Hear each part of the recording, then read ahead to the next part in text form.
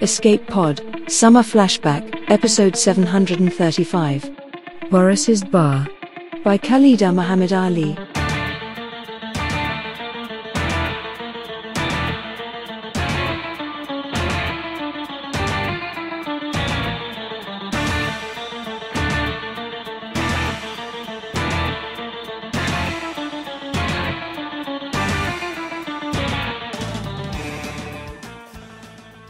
Hey everyone, welcome to Flashback Friday.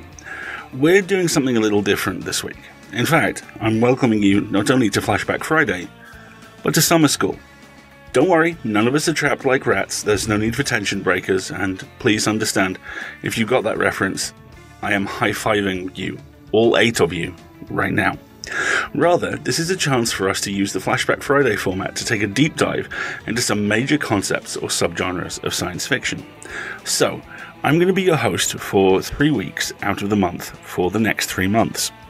And in that time, I'm going to pull out a trio of stories, each one of which, in those packs of 3, explores or dives into a particular genre or concept in a variety of interesting ways. 3 episodes, 3 flashbacks, each placed in a wider context and that context itself examined. Each episode will still stand by itself, don't worry, but each one will also combine with the others to create a larger exploration of a really cool part of contemporary genre fiction. We're even working on making the text for the end caps, plus recommended media follow-ups and extra reading available. That should be hitting sometime after the 3rd episode. By the way, the 4th episode will be a selection of flash fiction, the first one of which is presented by Mer, so that'll be along at the end of the month, and then I'll be back the week after that to pick back up. Sound good? Great. Let's talk about cyberpunk. First off, the literal definition of it. A genre of science fiction set in a lawless subculture of an oppressive society dominated by computer technology. Which is a really roundabout way of saying 2020, isn't it? Fake laugh, real pain. From Blade Runner to the RPG that the upcoming Cyberpunk 2077 is based on, cyberpunk is a genre based on and defined by incredible music, brutal violence, really big hair, and in some cases, a lot of cases, style over content. This month, we're going to see if that's true. And spoiler, it isn't. The 3 stories which I will be exploring with you will show you just how diverse and wide cyberpunk as a concept is, how it crosses genre boundaries, and how fundamentally, despite being so stylish, it's actually intensely personal. And we're going to be starting with the fantastic Boris's Bar by Khalida Muhammad Ali. Khalida lives in Houston, Texas with her family. By day, she works as a breast oncology nurse, and at all other times she juggles, she feels in her bio none too successfully, the multiple other facets of her very busy life. Khalida has been published at, or has publications upcoming in, Strange Horizons, Fire, Diabolical Plots, and others. You can hear her narrations at any of the 4 Escape Artists podcasts, Far-Fetched Fables, and Strange Horizons. Khalida is also the former co-editor of Podcastle, and having had the pleasure of working with her, I can honestly say Khalida is an active-duty superhuman. Her alter ego, Kay from the planet Vega, is rumoured to own a time machine and knows the secret to immortality. And honestly, I wouldn't put it past her. It sounds plausible. Your narrator for this week is Katie Riddell. Katie is a music education student and aspiring voice actress. Katie's been voice acting for some time and has participated as both a VA and administrator in fan projects like Ava's Melodies and the Homestuck musical project. We'll drop her contact details and the full bio and contact details for Khalida too in the show notes. But first, get ready, put your mirror shades on, turn the synthwave up, because we're going to space. Oh yeah! Space. It's story time. Boris's Bar by Khalida Muhammad Ali. O Rani, tell Boris what is wrong. I told Boris about Enoch and our shared dreams, about how he abandoned me. He said I was frigid, I confided, my head on Boris's shoulder, his hand stroking my back. Boris nodded. What else? He said that for all the credits in the system, I would never learn how to love. I'd been drowning in loneliness when I contracted Boris to help me recover from losing Enoch. After 2 years of long-distance communication, Enoch had traveled from Earth to be with me, only to later decide it was a mistake. "You're not the human being I thought you were," he said, which was rich because he wasn't a human being at all. When I was spent of energy and tears, Boris lifted me into his arms, like steel support beams, and carried me to the bathroom. He undressed and washed me. He kissed my tearful eyes. He rubbed my skin with oil. With Boris, I finally felt warm and safe. "Orani, you are worthy and lovable. I want you to know this," he murmured to me as he carried me back to bed. "I want you to feel like a little baby." "I don't remember what that's like," I told him. I turned onto my side and assumed the position for spooning. "Please, come hold me." I hated that I sounded so desperate. It climbed onto the bed behind me and pulled me against its body. It laced its legs with mine, stroked my side, and nuzzled my neck. "Tighter," I whispered. "Closer." My cuddlebot acquiesced, but it still didn't feel quite right.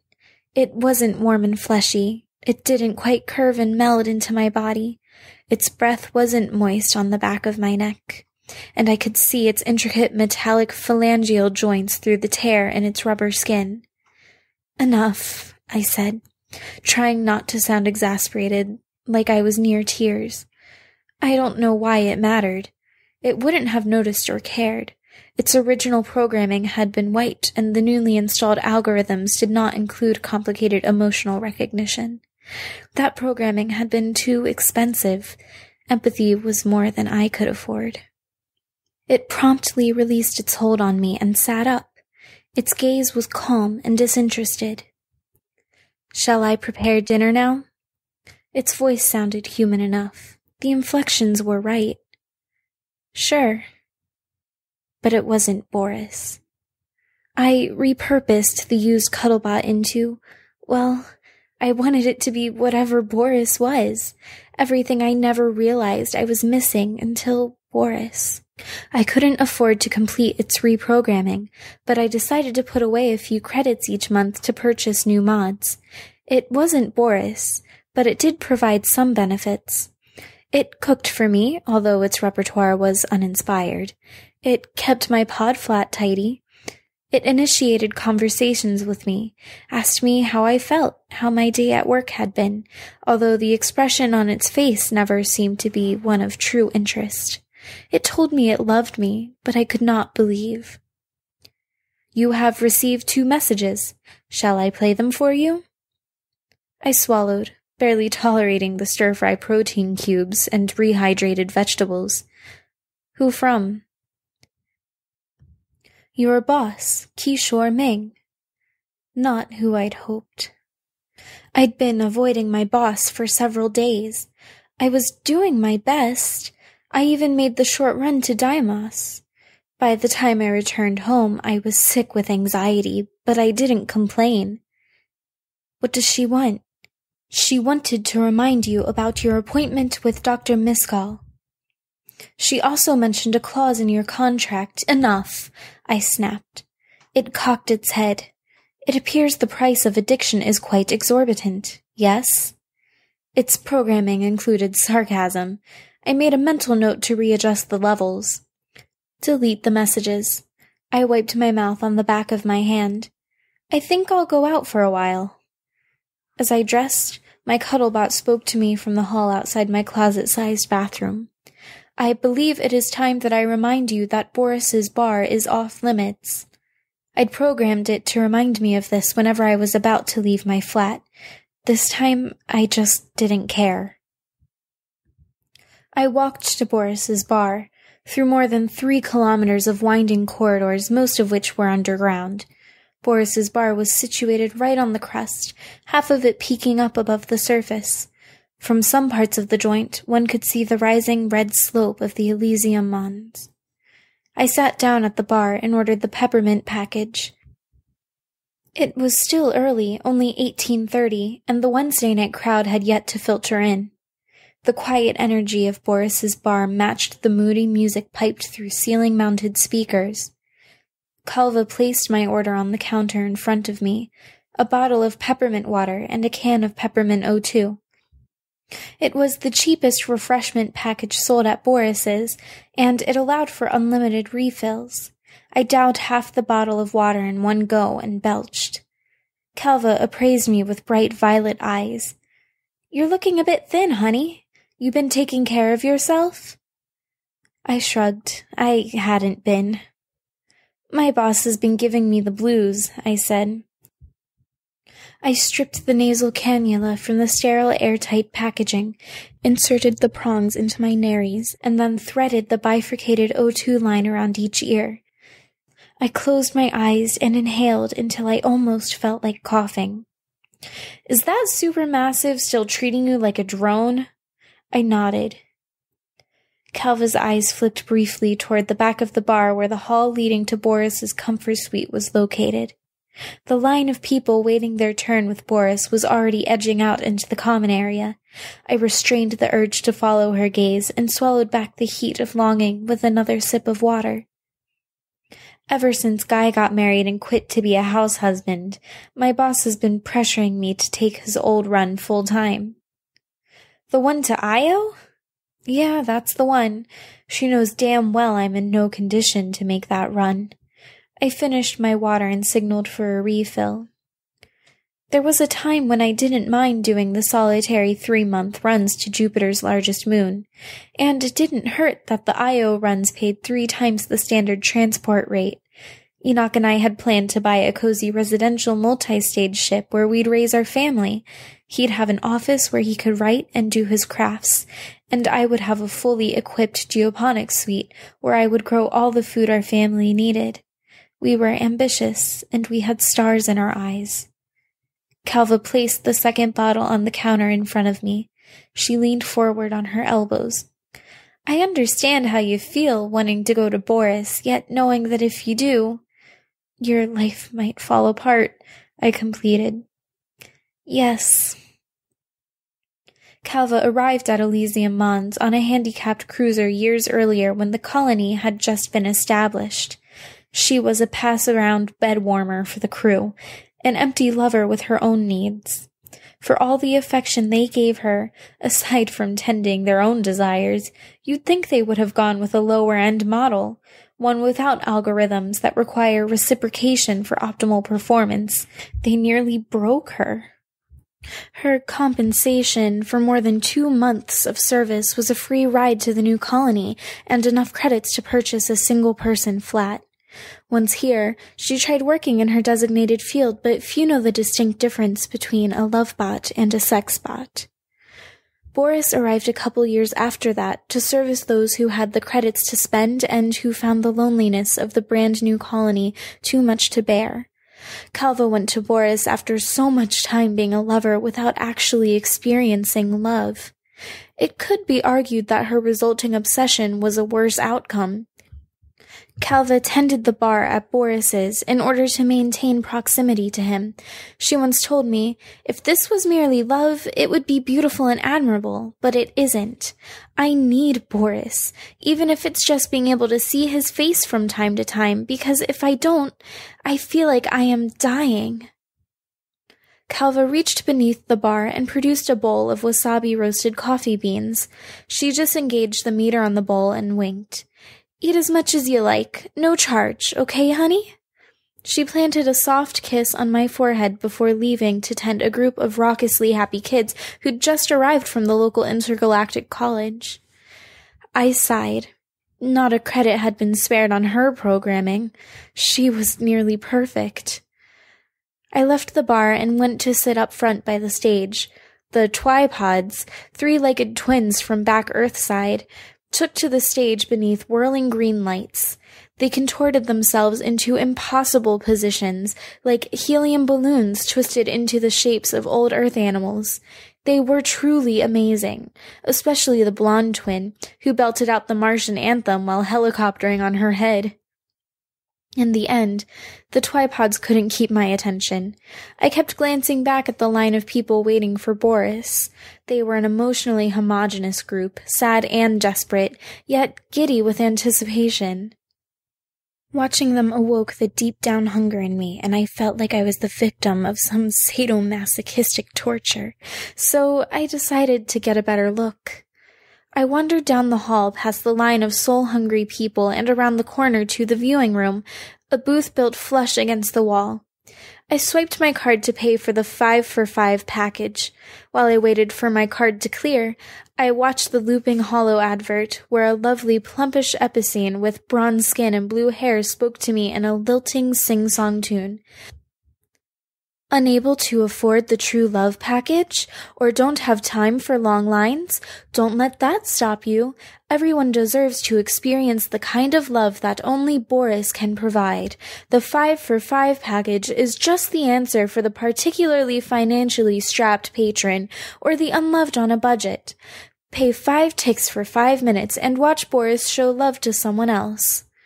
I already knew that watching would be torture. Once my payment was approved, the lock disengaged and the door of the viewing room popped open.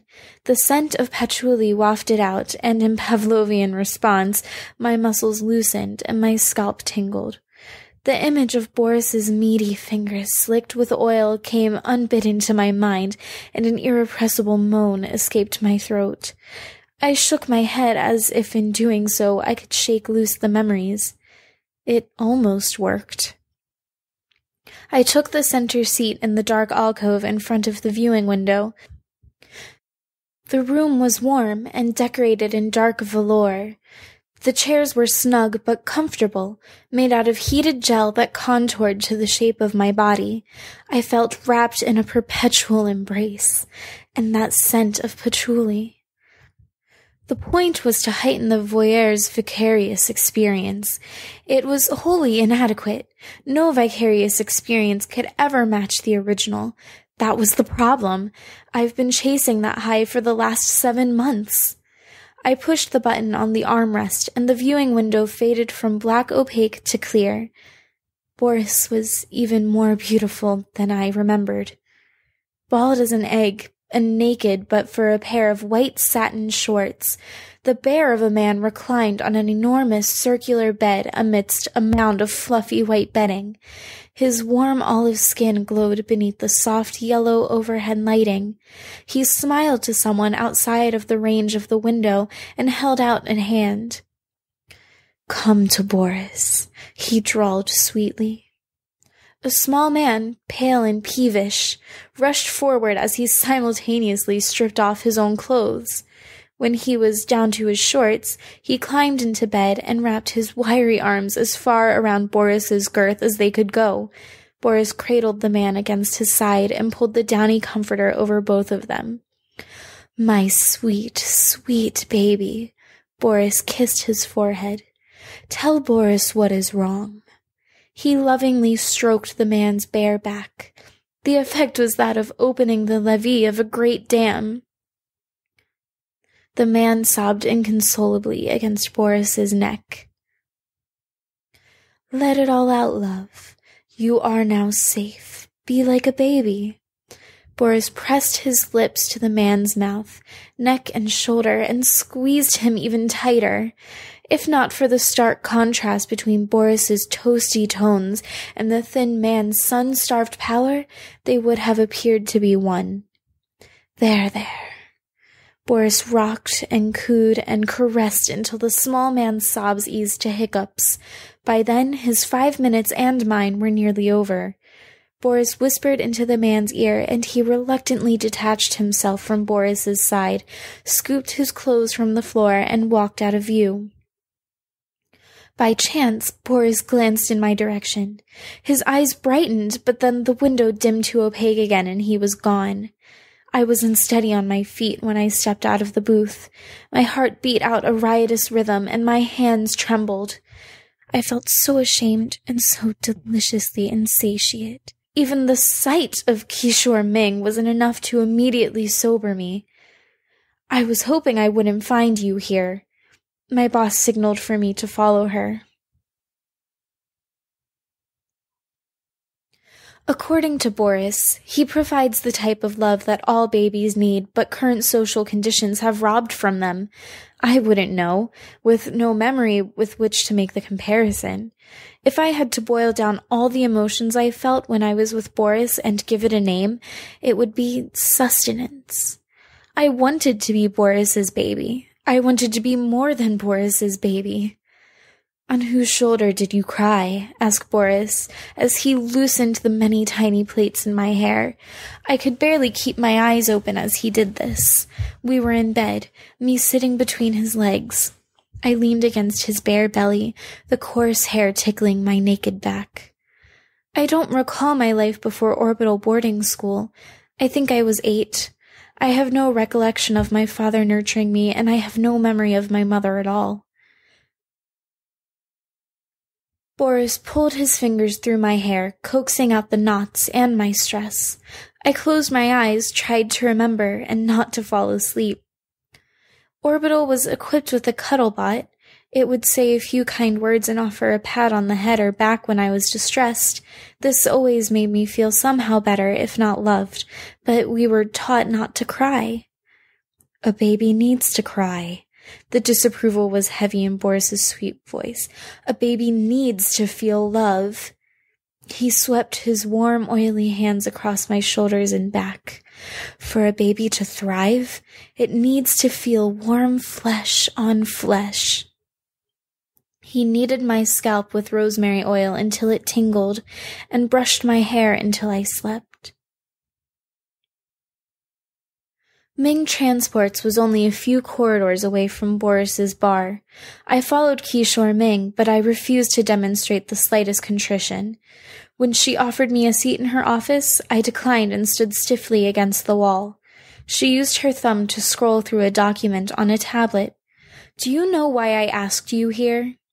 I shrugged. "I have a good idea." "In the last month, you've only worked a total of 70 hours. I shrugged again. Ming studied me, her face full of pity and resignation. She sighed. "Io is going to be the home of the next colony in this system. Do you know how huge that is?" "Of course I do." The Io runs bring in the supplies needed to finish building the colony. Materials, food, and machinery. I could assign someone else to do the runs to Io, but few people have your experience. 3 solitary months in each direction would destroy most people, but not you. You've proven your resilience and ability. I felt as if I would cry. Could she not see how broken I was? "I need a functional runner. I'd like it to be you." "I'm not able." I could barely hear my own voice. I'm not sure how she did. It was impossible for me to conceive of accepting a run that took me out of orbit for days, weeks, sometimes months at a time. Ming's jaws tightened. She flung the tablet onto the desk. "Your contract states—" "I know what my contract says." Ming blew out an exasperated breath. "You have 1 month to comply with the standards of your contract, or I'll have to let you go. I've been lenient with you up till now, but I cannot abide an addict in my employ." If I lost my job with Ming Transports, I'd lose my pod flat, my travel pass, my permit to live at the Elysium Mons colony. The stubbornness that kept my back straight left me like a breath, and I sank into the chair. Some people wanted to go back Earthside, but not me. There was nothing on Earth for me. No family, no property. Everything I loved was here. Boris was here.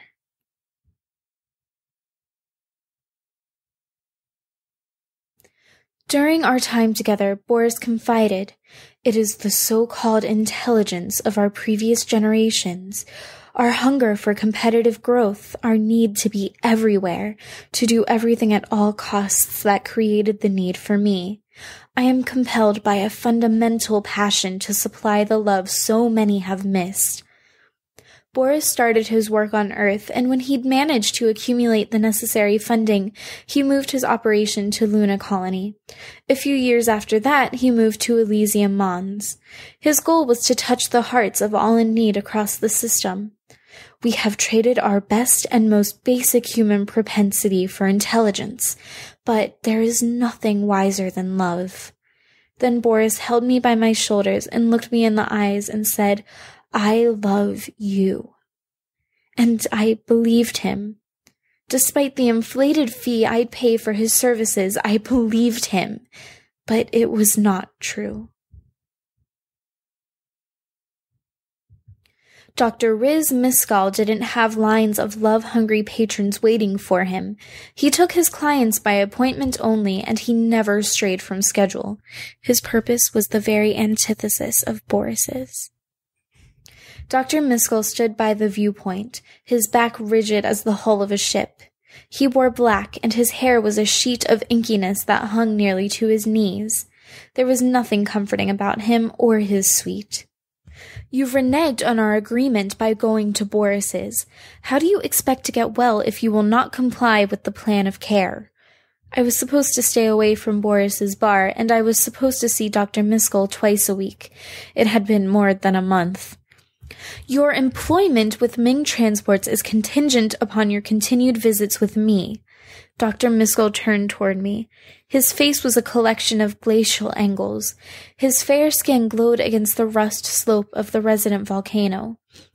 "Boris is dangerous. Do you know how many of his blunders I've had to correct?" I shook my head. "Let's just say that I make my living off his errors and his otherworldly effects. One cannot in good conscience prescribe love. It's like setting fire to a room full of oxygen tanks. It's apt to burn too hot and too fast until it is exhausted and wasted, much as you are." "He tried to give me hope," I defended. "And what hope is there to be had when your credits run dry, when you have lost your livelihood?" I had no answer for that. "The hope he supplies is a lie." Dr. Miskal sat down behind his desk and signaled for me to sit on the chair opposite from him. Our session was to begin. "Repeat after me." He steepled his fingers in front of his face. "Boris's love isn't real." After about the 400th recitation, I almost believed it was true, but I didn't want to. That night, as I hovered in the twilight of sleep, it whispered into my hair, "I want you to feel like a baby," just as Boris had months earlier. The inflection and tone was perfect, my programming flawless. "If you take the run to Io, Kishore Ming will be pleased." "I don't care," I moaned. "You'll be able to afford another session with Boris." At the mention of Boris, I imagined the scent of patchouli.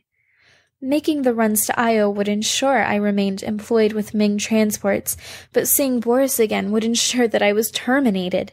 There was no way to win this situation. For the moment, I chose to forget. I squeezed my eyes closed and imagined Boris was cradled behind me, fingers floating over my skin until my core buzzed. I almost made it there, but not close enough. I lay on the couch in Dr. Miskal's office.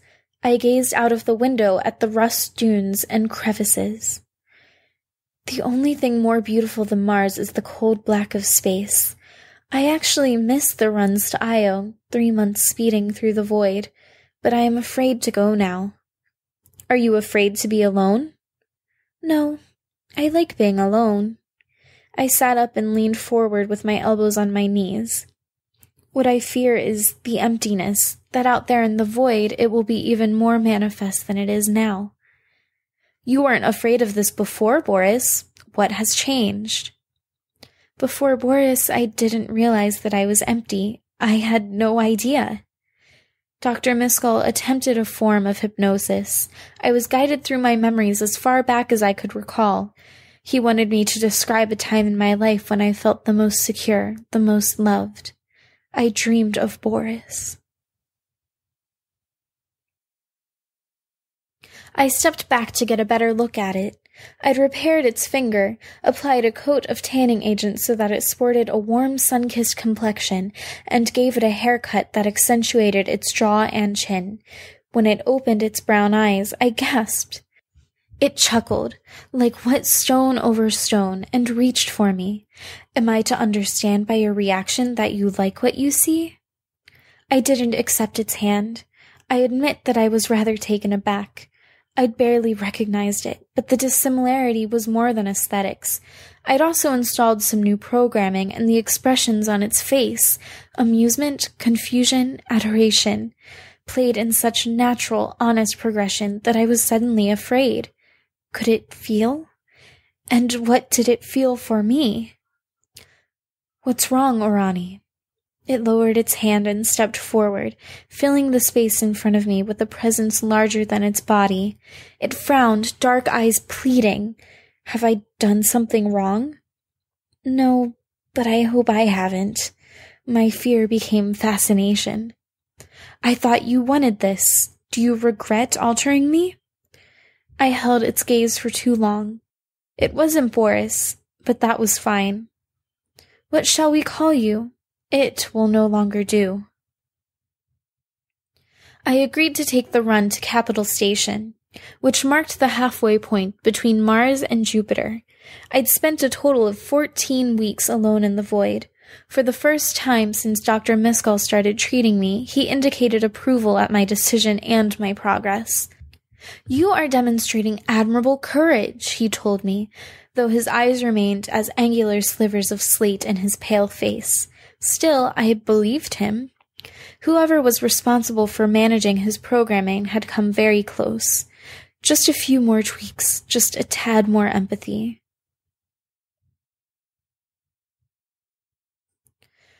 For our first and only encounter, I paid for an entire weekend. When that time came to an end, I had such an attack of anxiety that Boris granted an extra 2 hours gratis. The purpose of these sessions is defeated if my departure leaves you in a state worse than when we began. Boris pulled me into his lap. Do you think that I have no feelings? I didn't respond to his query. I waited for him to answer his own question. Boris feels too, he proclaimed. He pulled me tighter against his body. My goal is to have helped you. If I thought for a moment that my efforts were a hindrance, I would stop. He leaned back to look into my face. Do you want Boris to stop his work? I shook my head.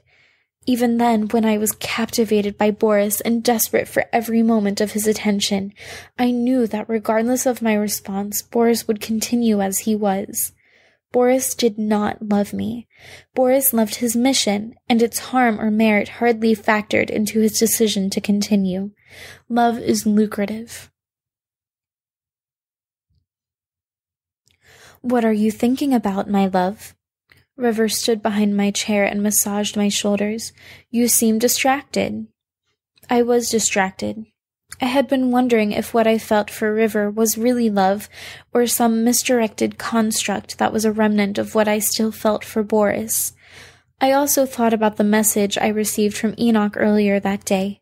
He spoke of many things, including the fact that he wondered if leaving me had been a mistake. I didn't have the answers, and so I never replied. I reached back for River's hand and kissed it, then told them what they wished to hear. Just thinking about how much I will miss your presence. As am I. River sat across the table from me, a wistful smile creasing their face. But this is what you've wanted, to hear the nothingness of the void and to be of good use. This was true, but I was afraid. Fewer of my dreams were Boris-centric, but he still occupied so many of my waking thoughts. I managed 3 weeks away from his bar with the help of River, who did their best to fill the emptiness within me. Despite this, I still wanted to go back to Boris's bar. Even down to pathology, humanity is impossible to duplicate. This is Boris's genius. This is why he will forever be relevant regardless of his objective. Your work is important. You're no mere lead-collar grunt. People like you are necessary to ensure that our distant travelers have supplies from back Earthside. I didn't need convincing, but I was pleased that River tried so hard. Are you certain you won't change your mind? The run to Iowa is still available, and I could get someone else to take your run to Central Station. Kishore Ming chuckled when she said this, but I knew just how serious she was. When I declined, she dropped the subject. She was willing to accept this compromise. In the end, she realized it was for the good of us all. Hours later, once my final trajectory had been plotted, I settled down to rest. I lay naked in my bunk and used its built-in heating element to maintain comfort. My bunk sported the only viewport on the entire ship, a 1/2 meter aperture that allowed a view to the black depths of space. For a long time, I just lay there, listening to the low hum of the ship engine, feeling it vibrate through my bones. The only thing as comforting as the warm nudge of my ship is the embrace of Boris. That is the reason why I refused the run to Io. I actually believe that I am now strong enough to make that run, even though it would likely be the most difficult task I would ever attempt in my life.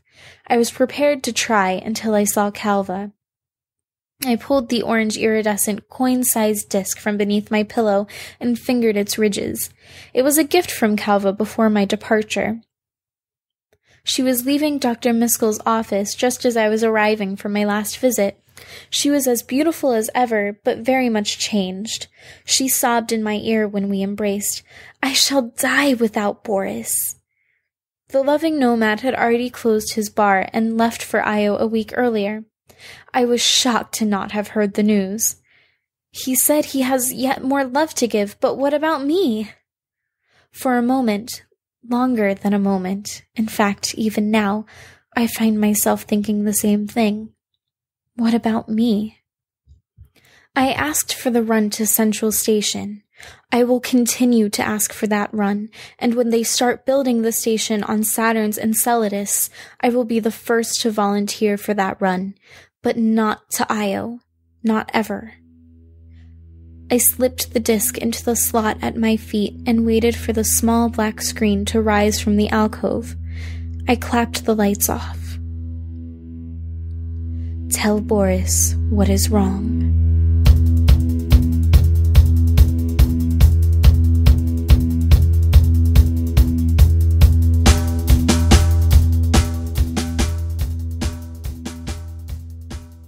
A space story is not something a lot of people would expect to see in a cyberpunk block, but the truth is the genre has always been pretty fond of the high frontier. Stark Ops, which has continued in rude health thanks to Big Finish, has done great work exploring the way different corporations and bodies struggle to engage with what's out there. Stark Ops, which has continued from a one-shot cult classic BBC TV show into a series of audio dramas from professional Doctor Who resurrectors, Big Finish has done an especially great job of exploring the way different corporations and bodies struggle to engage with the various challenges of living and working in space. The Expanse, too, is arguably a cyberpunk show, with its scrappy individualists struggling to protect their mobile home as they find themselves endlessly drawn into conflicts infinitely larger than themselves. Go back to the core texts, it's there too. Neuromancer spends some of its most crucial sequences in space. More recently, Ren Warham's extraordinary duology, virology, and escapology. They're called virology and escapology. Duology, virology, and escapology sounds like three cyberpunk saints, doesn't it? Both the books are set in massive city-states, at the edge, again, of space. And then there's Boris, and his bar. The desire for something more is what drives cyberpunk fiction, even if something more is another day. Under the cybernetics, under that just magnificent hair, under the angst and the rain and the neon, cyberpunk, when it comes down to it, is both intensely personal and deeply concerned with intimacy. More than that, what happens when it's taken away, or as it is here, monetized. In fact, everything here is monetized. The offhand reference to switching the meter off on the bowl, the flavored oxygen, the world building is as extraordinarily subtle as it is effective. And all of it, again, orbiting the concept, the challenge, the horror, the beauty of intimacy. Romance, good food, peace in your mind if not in your time, peak cyberpunk, because when it comes down to it, the genre is all about the simple pleasures, and how often they're taken away. Don't believe me? This is a subgenre that has massively appropriately, I might add, enhanced its own DNA with shots of anime ultraviolence and European science fiction graphic albums, and at its heart still just wants to be normal. As Adam Jensen, one of the genre's patron saints, is so fond of saying, he didn't ask for this. Neither did cyberpunk. And yet, here we are. Because, actually, sometimes it did ask for this, and a lot of the time, the genre is about what happens when you ask and are sold a bad bill of goods, like poor Carver here, and the heartbreaking difference between a sex bot and a love bot. Everyone desperate to feel something on their own terms, no one able to afford those terms on anything other than a lease. Everyone trying anyway. This isn't just peak definitional cyberpunk, this is exceptional cyberpunk, especially the ending, wrapping comfort. This isn't peak cyberpunk, it's exceptional cyberpunk, especially the ending, wrapping comfort around an acknowledgement of defeat. Or perhaps, if you're feeling hopeful, and I am, an acknowledgement of where you are for now, and what you need to do to get somewhere else. Even if, sometimes, that somewhere else takes you away from everything and everyone else in your life. Whether the ending is hopeful or not is up to you. For me, it is, because sometimes peace beats victory, and sometimes when you're alone with your demons, they at least keep you warm. Extraordinary work from all. Thank you.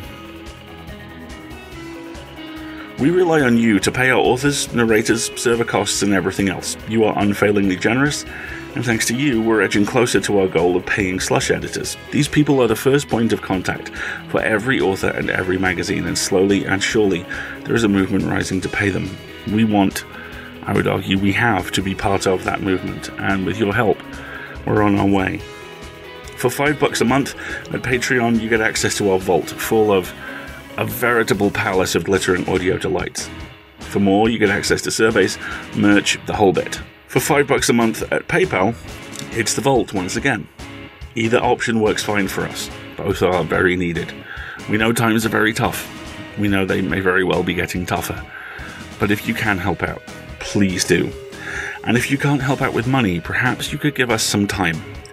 Help us raise our profile by leaving a review on Apple Podcasts or Google or whatever your podcatcher of choice is. Tweet a link to an episode, write a blog. Trust me, it really does all help. And on behalf of all of us, thank you. We are not close to done with Cyberpunk, as you will find out next week when Brad Halford and I take you on a wild night out in London with the Techno Rat. Then, as now, will be published under a Creative Commons Attribution, Non-Commercial, No Derivatives license. And we leave you with this quote from Blade Runner. Pay particular attention to the second half, because it's pretty much a cyberpunk mission statement. It's a shame she won't live. But then again, who does? Have fun, folks. See you next week.